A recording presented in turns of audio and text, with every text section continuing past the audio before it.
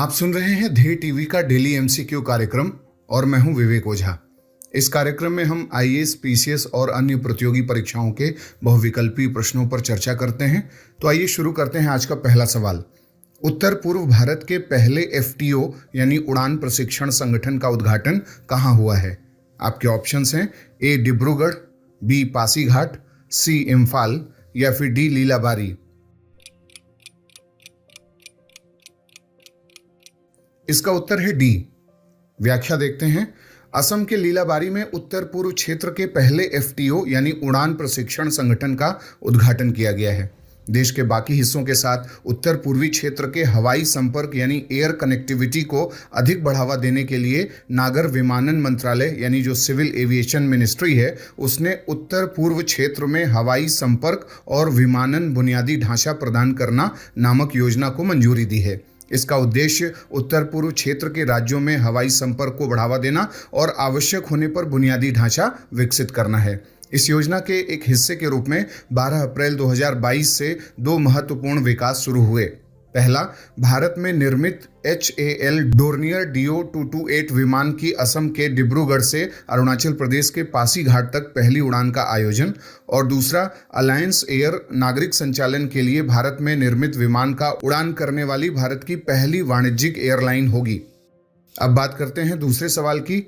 Bharat Vietnam संबंध के संदर्भ में निम्नलिखित कथनों पर विचार करें। पहला, इस वर्ष दोनों देशों के राजनयिक संबंधों यानी डिप्लोमेटिक रिलेशंस की स्थापना की 50वीं वर्षगांठ पूरी हुई है। दूसरा, दोनों देशों के बीच कॉम्प्रिहेंसिव स्ट्रैटेजिक पार्टनरशिप पर हस्ताक्षर करने की बात हाल ही में हुई है।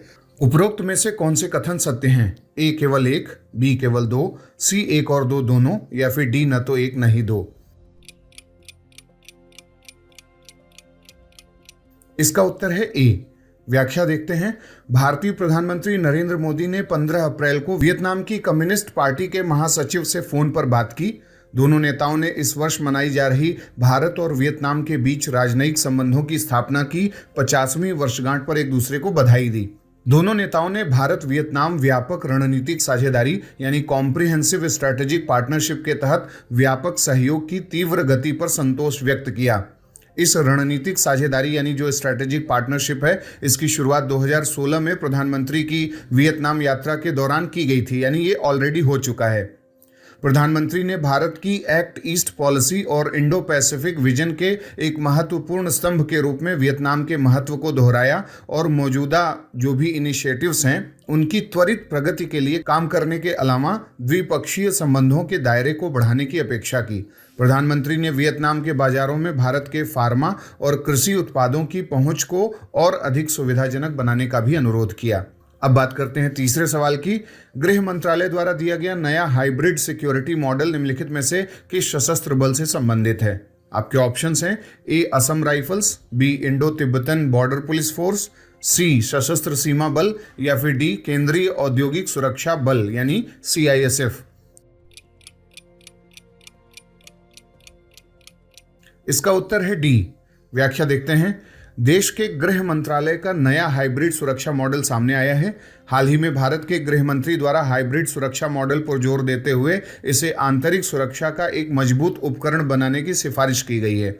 हाइब्रिड सुरक्षा मॉडल के तहत यह विचार दिया गया है कि निजी क्षेत्र की विभिन्न औद्योगिक और विनिर्माण इकाइयों को प्रभावी सुरक्षा मुहैया कराने के लिए केंद्र सरकार का अर्धसैनिक बल CISF और निजी सुरक्षा एजेंसियां हाथ मिला सकती हैं। गृह मंत्रालय का मानना है कि CISF जैसे सुरक्षा बल अकेले देश भर में निजी क्षेत्र की विभिन्न औद्योगिक और विनिर्माण इकाइयों को प्रभावी सुरक्षा मुहैया नहीं करा सकते, और इसी कड़ी में गृह मंत्रालय द्वारा CISF से निजी सुरक्षा एजेंसियों को प्रशिक्षण देने की जिम्मेदारी लेने पर विचार करने को कहा गया है।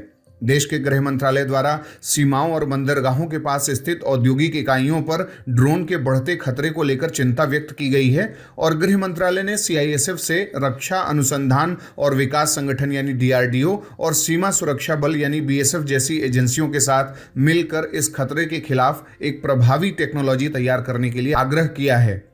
लगभग 1.64 लाख सुरक्षा कर्मियों से लैस CISF मौजूदा समय में देश के 65 नागरिक हवाई अड्डों की सुरक्षा का जिम्मा संभाल रहा है।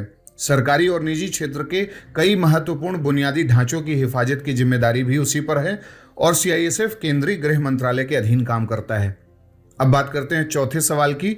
ग्लोबल जियो पार्क्स जो सुर्खियों में है का संबंध किस वैश्विक संस्था से है? आपके ऑप्शंस हैं ए IUCN से, बी यूनेप से, सी UNDP से या फिर डी यूनेस्को से। इसका उत्तर है डी। व्याख्या देखते हैं। दुनिया भर के देशों में ग्लोबल जियो पार्क घोषित करने का काम यूनेस्को के द्वारा किया जाता है, ठीक वैसे ही जैसे यूनेस्को दुनिया भर के देशों में बायोस्फीयर रिजर्व को अपने मैन एंड बायोस्फीयर प्रोग्राम के तहत घोषित करता है और साथ ही वर्ल्ड हेरिटेज साइट्स भी घोषित करता है। इस समय 44 देशों में 161 यूनेस्को ग्लोबल जियो पार्क्स हैं, लेकिन अभी तक भारत का एक भी भूवैज्ञानिक स्थल इस नेटवर्क के तहत शामिल नहीं किया गया है। ग्लोबल जियो पार्क्स एकीकृत भूवैज्ञानिक क्षेत्र होते हैं जहां अंतर्राष्ट्रीय भूगर्भीय महत्व के स्थलों और लैंडस्केप्स की सुरक्षा, शिक्षा और टिकाऊ विकास यानी सस्टेनेबल डेवलपमेंट की समग्र अवधारणा के साथ प्रबंधन किया जाता है। अब बात करते हैं आज के पांचवें और अंतिम सवाल की। भारत की अब तक निम्नलिखित में से किन देशों के साथ 2+2 वार्ता हो चुकी है? आपके ऑप्शंस हैं A America, Canada, Japan, Germany, B America, Australia, Britain और फ्रांस, या फिर सी जापान, अमेरिका, ऑस्ट्रेलिया, रूस, और या फिर डी अमेरिका, इजराइल, जापान और ऑस्ट्रेलिया। इसका उत्तर है सी। व्याख्या देखते हैं। हाल ही में भारतीय प्रधानमंत्री नरेंद्र मोदी और अमेरिकी राष्ट्रपति बाइडेन के बीच वर्चुअल मीटिंग हुई। वहीं दूसरी तरफ भारत के प्रतिरक्षा और विदेश मंत्री अमेरिका गए, जहां उन्होंने अमेरिका के साथ 2+2 वार्ता बैठक की, जो भारत और अमेरिकी संबंधों के बीच विकसित हुआ एक महत्वपूर्ण सामरिक प्लेटफॉर्म है। पेंटागन ऑफिस में अमेरिकी रक्षा मंत्री ने भारतीय रक्षा मंत्री का स्वागत किया। इसके बाद भारतीय रक्षा मंत्री को गार्ड ऑफ ऑनर भी दिया गया। रक्षा मंत्री राजनाथ सिंह की अमेरिकी राष्ट्रपति जो बाइडेन से भी मुलाकात हुई। भारत और अमेरिका के बीच 2+2 वार्ता में दोनों देशों के रक्षा मंत्री और विदेश मंत्रियों ने कई अहम मुद्दों पर चर्चा की, जिसमें रूस और यूक्रेन युद्ध को लेकर बातचीत हुई। 2+2 वार्ता के दौरान दोनों पक्षों ने यूक्रेन सहित वर्तमान घटनाक्रमों पर चर्चा की और हिंद प्रशांत क्षेत्र में चीन की बढ़ती सैन्य गतिविधियों के बीच इस इलाके में अपने सहयोग की समीक्षा भी की। मंत्रियों ने यूक्रेन में बिगड़ते हालात से निपटने के लिए आपसी कोशिशों की समीक्षा की और इस युद्ध को खत्म करने की अपील की। यूक्रेन में नागरिकों की हत्या की भी कड़ी निंदा की गई। इस दौरान साइबर सुरक्षा और साइबर स्पेस के महत्व को लेकर भी जोर दिया गया। इसके अलावा मंत्रियों ने आतंकवाद के किसी भी रूप को लेकर आलोचना की और उससे निपटने के उपायों को लेकर विचार विमर्श किया। इस 2+2 वार्ता में दोनों देशों के मंत्रियों ने दक्षिण चीन सागर सहित नियम आधारित व्यवस्था की चुनौतियों का सामना करने के लिए अंतर्राष्ट्रीय कानून के पालन के महत्व को दोहराया। अफगानिस्तान के मसले पर मंत्रियों ने तालिबान से संयुक्त राष्ट्र सुरक्षा परिषद प्रस्ताव का पालन करने की बात कही और भारत और अमेरिका के रक्षा और विदेश मंत्रियों के बीच 2+2 मंत्री स्तरीय वार्ता के दौरान यह पूछे जाने पर कि क्या America S-400 air defence system की खरीद पर भारत पर प्रतिबंध लगाने पर विचार कर रहा है, तो ब्लिंकन ने कहा कि हम सभी देशों से रूसी हथियार प्रणालियों के लिए बड़े नए लेन देन से बचने का आग्रह करते हैं। गौरतलब है कि 2+2 वार्ता में दो देशों के दो मंत्री भाग लेते हैं।